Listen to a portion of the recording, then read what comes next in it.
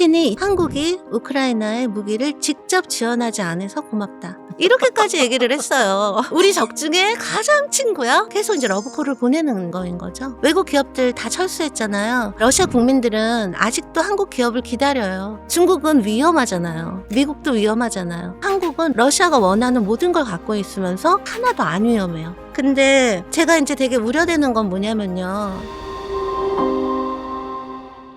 안녕하세요, 한석준입니다. 우리 삶에 진짜 필요한 지식을 전하는 지식인 초대석. 오늘은 러시아 연구의 권위자 서울대학교의 이문영 교수님과 함께합니다. 어서 오십시오. 네, 반갑습니다. 자, 교수님, 이 세계 정세가 날이 갈수록 예상하지 못했던 방향으로 많이 바뀌어가고 있는데요. 2020년 이후에 세계 정세를 뒤흔든 가장 큰 사건이 뭐였다고 생각하시나요? 2020년이면 코로나 팬데믹, 그 이후로는 코로나가 진정되자마자 러시아 우크라이나 전쟁, 그 다음에 트럼프의 부활, 그게 어우러져서 만들어낸 세계의 변화, 그게 이제 가장 결정적이지 않았나 싶어요. 우크라이나 러시아 전쟁이 전쟁 전과 전쟁 중을 비교하면 어떻게 세계 정세가 달라진 건가요? 일단 적어도 2차 대전 후에 국제적인 규범이라고 생각해 왔던 게 무너져 버렸죠. 그러니까 러시아가 이건 절대 양보 못한다는 요구가 우크라이나 나토 가입 안 되고 그 다음에 영토 양보해 이거잖아요. 근데 2차 대전 후에 우리가 알고 있는 국제적인 상식이 주권 존중, 그 다음에 무력에 의한 현상 변경 금지거든요. 전쟁을 통해서 다른 나라 영토를 떳떳하게 요구를 한다는 게 저희의 상식에 맞지 않잖아요. 그 다음에 다른 나라가 나토건 뭐건 자기 동맹을 선택하는 걸 해라 마라 하는 것도 그거는 엄연한 주권 개입, 주권 간섭 아닌가요? 그러니까 우리가 절대적인 룰이라고 생각해 왔던 게 무너져 버린 거죠. 그래서 예전에는 국제법의 어떤 규칙, 그러니까 뭐 주권 존중 이런 게 다 규칙인 거잖아요. 상식. 그게 이제 힘이 되는 때였다면 지금은 힘이 룰이 되고 힘이 법이 되고 트럼프의 말이 법이 되고 이러는 거잖아요, 지금. 근데 그게 단지 트럼프의 등장만이 아니라 러우 전쟁부터 이미 그런 변화의 전조가 시작된 거죠. 근데 전 또 궁금한 게요. 예전에 소련의 한 나라들이었다가 독립한 나라들 가운데 러시아랑 안 친한 나라들이 많잖아요. 네. 근데 그런 나라들에 러시아가 침공을 하진 않았단 말이에요. 근데 왜 우크라이나는 침공을 한 건가요? 이제 러시아에게 우크라이나는 굉장히 특별한 의미가 있어요. 지리적으로도요. 러시아 바로 옆에가 우크라이나잖아요. 그죠? 소련 해체되고 제임스 베이커 미국 국무부 장관이 소련이 독일 통일에 협조해주면 나토는 동쪽으로 1인치도 이동 안 할게 라고 얘기를 했는데 그 이후로 나토가 5번에 걸쳐서 확대를 했단 말이에요. 그래서 그 중동 유럽의 14개인가 15개 국가가 다 나토 국가가 됐어요. 예전에 소련의 위성국이거나 아니면 소련에 속했던 나라들도 다 나토 예전에 국가가. 이제 동유럽이라고 불렀던 그쵸. 국가들의 체코, 뭐 폴란드, 헝가리 다 나토 국가고 그다음에 에스토니아, 라트비아, 리투아니아 예전에 소련이었던 국가들도 다 나토 국가가 됐단 말이에요. 근데 만약에 그럼 우크라이나까지 나토 국가가 되잖아요. 그럼 러시아는 나토하고 국경을 접하게 되는 거예요. 쿠션이 없어지는군요. 그렇죠. 그런데다가 만약에 우크라이나가 나토 국가가 돼서 거기에 이제 어떤 군사기지 같은 것들이 들어오게 되면 우크라이나에서 미사일을 쏜다. 그럼 러시아로 너무 빨리 이렇게 오게 되는 거죠. 그다음 두 번째는 이 두 나라가 갖고 있는 역사적인 특성, 700년 같은 나라였기 때문에 두 나라 간의 사람 간의 결합 이런 게 굉장히 긴밀하단 말이에요. 너무 밀접하고 사람들끼리만 연결이 되어 있고 인척관계로만 연결이 되어 있고 그런 우크라이나가 완전히 서방 영향권에 가는 거는 내 거야 이거죠. 내 거야. 난 못 줘. 또 그 전에 크림반도 합병 그 전후로 해서 우크라이나 입장에서는 반 러시아 친서방 쪽으로 갈 수밖에 없었잖아요. 말하자면 크림반도를 가져간 것도 제가 우크라이나였으면 되게 억울했을 것 같거든요. 그래서 나토에 가입하자라는 여론이 생긴 거 아닙니까? 크림반도 합병 전에요. 우크라이나 내부에서 여론조사를 하면 나토 가입 찬성, 반대가 몇 대 몇이었을 것 같으세요? 잘 모르겠습니다. 반대가 훨씬 높았어요. 그러니까 우크라이나 국민들은요. 그런 게 있었어요. 일단 정권하고 러시아 사람을 구분하는 게 있었어요. 푸틴이 하는 행동 마음에 안 들고 그랬어도 그래도 우리는 러시아 사람은 좋아. 왜냐하면 인척, 친척 관계로 얽혀 있으니까요. 그다음에 이제 당시 우크라이나 인구의 20%가 러시아인이었단 말이에요. 러시아가 좋고 러시아하고 형제관계는 우리 어쨌든 이어가야 돼라고 생각하는 국민도 반은 됐거든요. 그런데 크림반도를 병합하면서 병합하고 나서 이 여론이 좀 변했어요. 변했는데도 불구하고 반반 정도예요. 그래서 저는 의문이 왜 굳이 그걸 건드려서 자기네 나라에 반대하게 만들었을까 하는 점이거든요. 근데 이제 크림반도 합병이 있은 게 유로마이단의 결과로 나타난 거거든요. 그러니까 그게 뭐냐면 2014년에 우크라이나에서 정권 교체가 일어났어요. 시민들이 들고 일어나서. 그때 우크라이나 대통령은 친러 대통령이었거든요. 그랬는데 이 친러 대통령이 EU 가입 안 하겠다. 그 절차를 중단해 버리니까 사람들이 들고 일어난 거죠. 그 시위로 인해서 정권이 교체가 돼서 친서방 정권이 등장을 했거든요. 그때까지만 해도 크림반도는 주민의 60%가 러시아인이었어요. 그다음에 크림반도의 97%가 러시아어를 일상어로 사용을 했단 말이에요. 그러니까 여긴 친러 성향이 굉장히 강한 곳인데 나라의 중심부에서 친서방 시위가 일어나서 친서방으로 정권 교체가 된 거잖아요. 그러니까 여기서는 불안한데 이러고 있었는데 그때 친서방 임시정부가 제일 먼저 한 게 러시아어 이제 못 써 이거였어요. 그러니까 크림반도 주민들이 이렇게 못 살아. 우리 러시아로 갈래. 이러고 주민투표를 했더니 97%가 러시아로 가자가 나온 거예요. 그러니까 러시아가 땡큐하고 합병을 한 거란 말이에요. 그러니까 그게 우크라이나에서 아무 일도 없었는데 러시아가 영토 욕심을 막 내갖고 크림반도를 합병한 게 아니라는 거죠. 이 말인즉슨 이 전쟁 있기 전까지는 러시아하고 관계에 있어서 우크라이나 국민 여론은 적어도 반반이었다라는 거죠. 나토 가입 찬반 비율이. 심지어 뺏긴 다음에도 네. 반반이었어요. 크림반도를 뺏기고도 반반이었다라는 건 그 자체가 메시지거든요. 그러니까 좀 더 우크라이나나 우리나라도 마찬가지인데 중간에 낀 나라들은 균형 외교 같은 걸 할 필요가 있죠. 그런 감각을 국민은 갖고 있었던 거예요.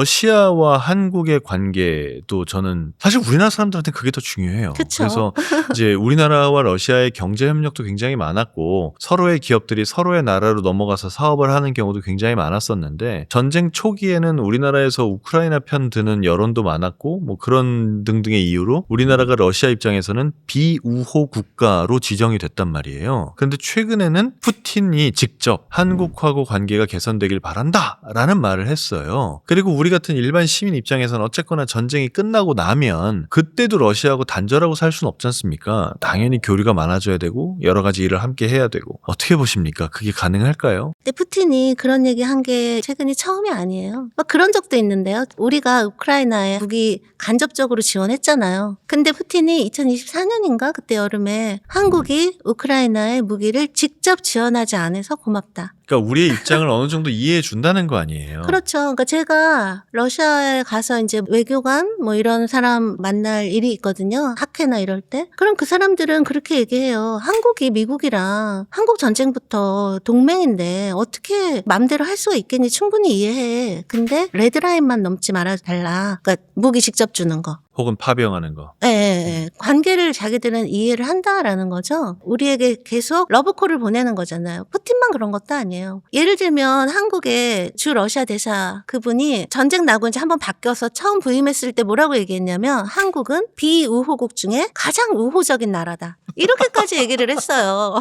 우리의 적 중에 가장 친한 나라다 이건가요? 우리 적 중에 가장 친구야? 뭐 이게 말이 이상하긴 한데 어쨌든 되게 좋게 보려고 하고 이해하려고 하는데 그게 뭐 한국이 예뻐서라기보다는 필요하니까. 지금 러시아가 경제적으로 중국에 너무 의존하고 있으니까 그거를 완화시킬 수 있는 가장 이상적인 대안이 한국이기 때문에 특히 전쟁 끝나고 나면 오히려 북한보다 한국이 러시아에 더 필요하죠. 한국과의 경제 협력이라고 하는 것이 러시아의 경제를 정상화하는데 특히 더 필요하니까. 그러니까 계속 이제 러브콜을 보내는 거인 거죠. 그리고 또 러시아도 요즘에 그런 거 막 생각하거든요. 지금 뭐 디지털 AI 경쟁 엄청나잖아요. 근데 우리가 미국, 중국, 한국 해서 뭐 AI 빅3라면서요. 그러면 정말 한국은 러시아 입장에서는 러시아가 원하는 모든 걸 갖고 있으면서 근데 하나도 안 위험해요. 중국은 위험하잖아요. 미국도 위험하잖아요. 근데 우리는 한 번도 남에게 위협이 돼본 적이 없어요. 그럼 러시아 입장에서는 지금은 이제 중국이 너무 많은 영향을 미치고 있는 것도 싫은데 전쟁 이후에 그 자리를 미국이 대체하는 것도 그다지 내키질 않겠네요. 그렇죠. 그러니까 경제협력은 당연히 활발하게 하고 싶어 하는데 러시아도 그거를 지금 러시아 경제가 중국에 의존한 그런 퍼센티지로 하는 거는 너무 위험하죠. 그것도. 그러니 미국, 중국이 아닌 제3국에 그래도 러시아한테 우호적일 수 있는 나라였으면 좋겠다. 그리고 그 나라는 한국이다 이거네요. 한국이 모든 걸 갖고 있는 제조업도 우리는 강하죠. AI나 이런 기술, 첨단 기술면도 강하죠. 한 번도 남의 나라를 막 위협을 한 제국이었던 적 없죠. 그러니까 이제 여러 가지로 우리나라는 요즘 러시아 러시아한테만이 아니라 모든 나라에 굉장히 매력 있는 나라인 것 같아요. 푸틴도 그렇고 이 대사도 그렇고 그런 얘기 다 할 때마다 늘 하는 얘기가 우리는 한국과 경제협력을 하고 싶고 옛날로 돌아가고 싶고 우리는 준비가 되어 있다. 모든 건 한국에 달려 있다. 항상 그렇게 얘기하거든요. 본인들이 필요해서 그런 거예요.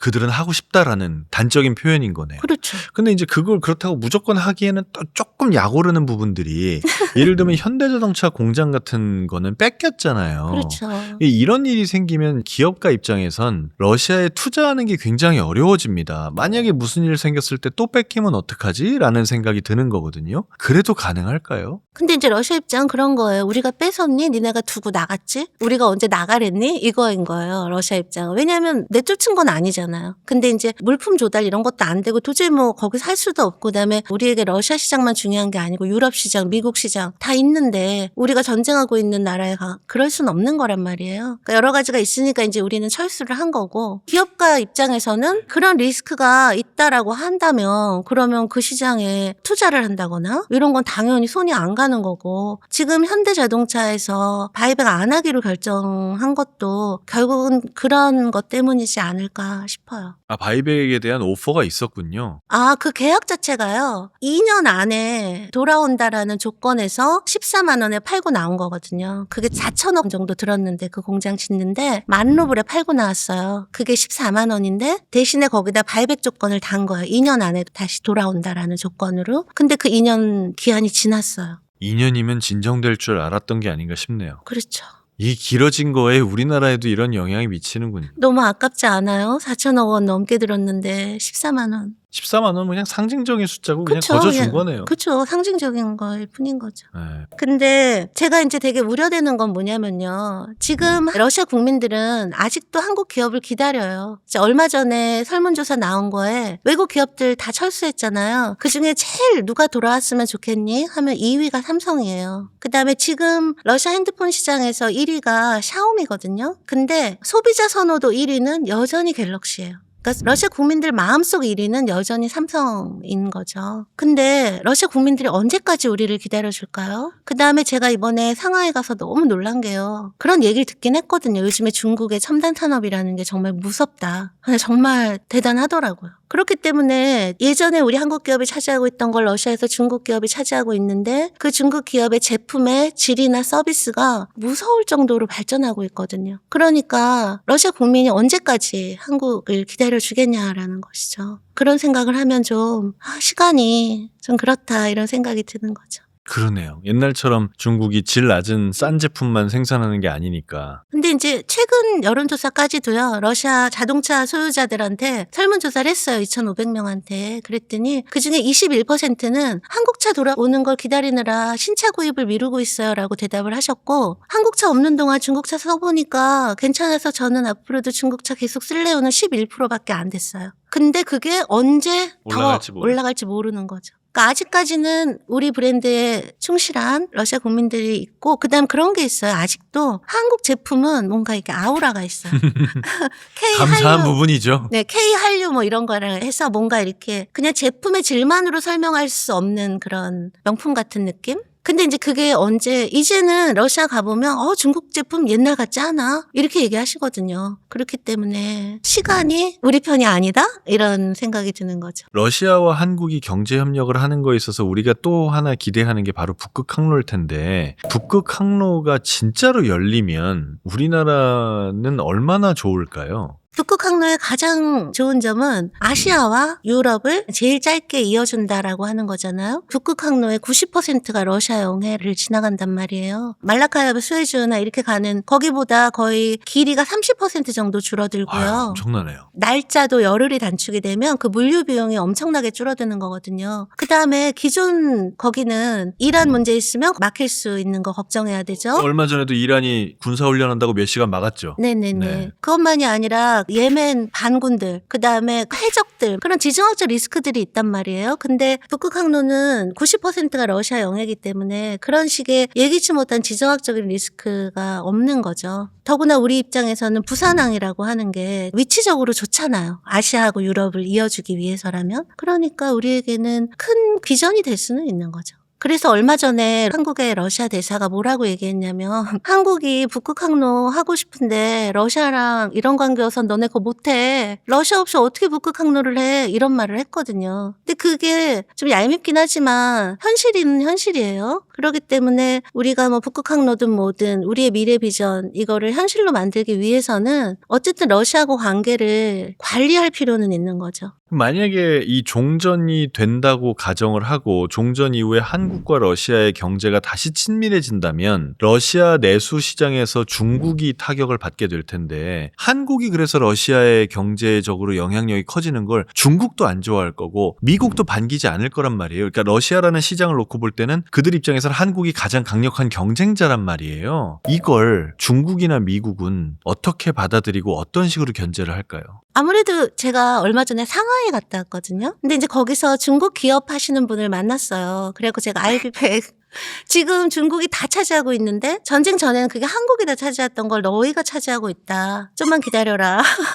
제가 그렇게 얘기를 했거든요. 만약에 전쟁이 다 정말 끝나서 제재가 풀리고 한국 기업이 돌아갈 준비가 되어 있다 그러면 중국은 당연히 경계하고 긴장하겠죠. 그때부터는 정말 경쟁이 시작이 되는 거죠. 근데 저는 그게요. 중국이 러시아하고 한국이 협력을 못하게 막 막거나 저는 그럴 수는 없다고 생각해요. 어쨌든 지금 미국보다 더 자유무역을 얘기하는 게 중국이잖아요. 그렇다고 한다면 러시아 시장을 두고 물론 중국이 경계는 하겠죠. 그렇지만 한국 기업하고 중국 기업이 러시아 시장을 두고 경쟁을 하는 거지. 본인들이 뭐 그게 싫다고 뭘 어떻게 하고 이럴 수 있는 차원은 아니지 않겠어요? 미국은 어떨까요? 미국도 저는 마찬가지라고 생각해요. 뭐 전쟁 전이라고 해서 우리나라가 그렇게 다 점유하고 있었는데 그때 미국이 뭐 어떤 눈에 보이는 제재를 하거나 이러지는 않았잖아요. 근데 전쟁 끝나고 나서 이제 한국이 다시 그 예전 시장을 되찾는다라고 하는 게 굉장히 힘든 일일 거고 가자마자 우리가 예전에 차지했던 지위를 확 차지할 수 있는 건 아니잖아요. 그 과정에 대해서 뭐 미국이 뭐라고 하겠어요? 종전 협상에 제재가 포함이 되겠군요.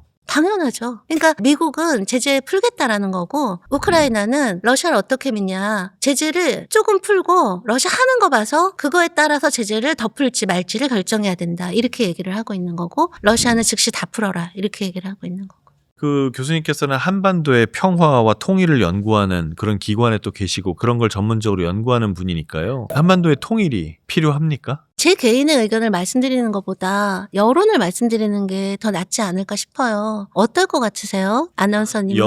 통일의 필요성에 대한 여론이 제가 어렸을 때에 비하면 지금 많이 낮아졌다고 봅니다. 네, 그쵸. 그래서 저희가 이제 통일의식 조사할 때 제일 중요한 첫 번째 항목이 통일이 필요하다고 생각하세요? 필요 없다고 생각하세요?거든요. 근데 처음에 저희가 조사를 시작할 때는 당연히 필요하죠. 이게 64%였어요. 그리고 필요 없어요는 10%대였거든요. 근데 그게 지금 시간이 갈수록 통일이 필요하다는 쭉 내려오고 있고요. 통일이 필요 없다는 쭉 올라가고 있어요. 그래서 그게 거의 만난 게 지난 정권 때예요. 통일이 필요하다가 36.9%, 통일이 필요 없다가 35%. 거의 차이 안 나죠. 만났네요. 거의 만났어요. 그러다가 이제 새 정부 들어서 통일이 필요하다가 4%포인트 정도 올라가서요. 지금은 41대 30 정도 되거든요. 근데 이제 문제는 이 통일은 미래 세대의 문제잖아요. 20대는요. 통일이 필요하다와 필요하지 않다가요. 거의 더블 스코어로 차이가 나요. 필요하지 않다가 50%고요. 필요하다가 24%.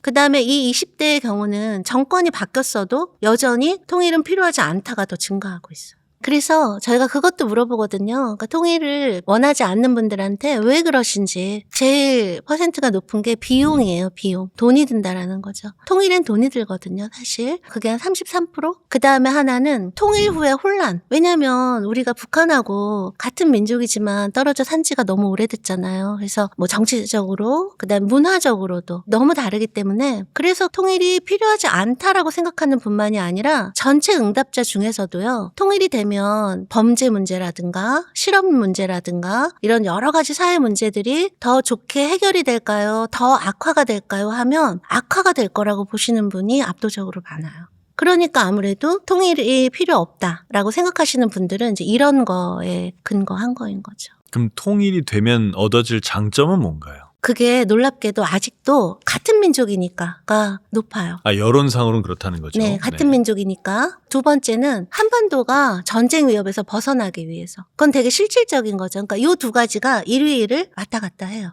이렇게 우리 국민들의 통일에 대한 여론이 계속해서 달라지고 있다면 앞으로 통일에 대해서 우리는 어떤 생각을 가지고 살아가야 하나요? 근데 통일에 대해서 우호적이지 않은 여론이 높아지는 이유를 제가 알게 됐어요. 우리 국민들이 이 여론조사에 응하실 때 통일을 어떻게 생각하시는지, 어떤 게 통일이라고 생각하시는지가 결정적인 관건이더라고요. 그러니까 우리 국민은 아직까지도 60%가 하나의 국가가 되는 게 통일이라고 생각을 하세요. 그게 아니라 하나의 국가는 아니지만 아주 밀접하게 경제협력을 한다든가 아니면 아주 자유왕래, 자유롭게 서로 왔다 갔다 하고 그걸 통일이라고 생각하시진 않고요. 국가 대 국가가 하나가 되는 거를 60%가 아직도 통일이라고 생각하시더라고요. 근데 정말 오랜 기간 따로 살아온 두 국가가 하나로 합쳐져서 아무 문제 없이 사는 건 쉬운 일이 아니거든요. 그걸 염두에 두시면 부정적이시게 될 수밖에 없을 것 같아요. 그렇기 때문에 저는 통일에 대해서 좀 단계적으로 접근해 보시면 어떨까. 그러니까 궁극적인 목표는 하나의 국가가 되는 거일지라도 그것의 현실성이 아직은 너무 낮으니까 지금은 자유롭게 왕래하고 그다음에 경제적으로 다른 어떤 이웃나라보다 좀 더 각별한 관계. 우린 말도 다 통하고 같은 민족이니까. 그렇게 해서 좀 단계적으로 통일로 가는 거라고 생각을 하시면 통일에 대해서 점점 늘어나는 부정적인 여론도 좀 조정이 되지 않을까요? 어떻게 생각하세요, 아나운서님은? 저도 비슷한 생각입니다. 전 차라리 양쪽 정부 서로 인정하고 수교했으면 좋겠다는 생각도 들어요. 네, 전 그것도. 그리고 통일은 좀 더 먼 미래로 네네. 봐도 되지 않을까. 그러니까 포기하지는 않되 그러나 그걸 너무 당위로 막 여기고 너무 이렇게 밀어붙인다거나 그런 게 아니라 우리 국민들의 마음, 그다음 남북 간의 상태 이런 것들을 좀 봐가면서 단계적으로 하시면 이런 거부감도 좀 많이 사라지시지 않을까요?